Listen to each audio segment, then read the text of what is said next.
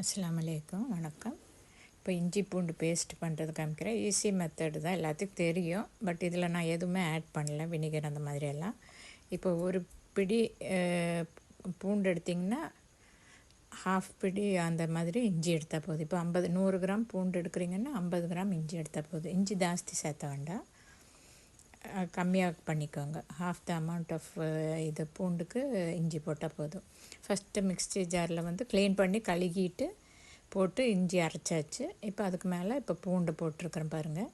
பூண்டு போட்டு அதையும் நல்லா இந்த ஸ்பூன் விட்டு கிளறி விட்டுட்டு நல்லா நைஸாக அரைச்சிருங்க. தண்ணி ஒரு சொட்டு தண்ணியை சேர்த்தல, வினிகர் எதுவுமே சேர்த்தல, உப்பு எதுவும் சேர்த்தல. Only ginger garlic.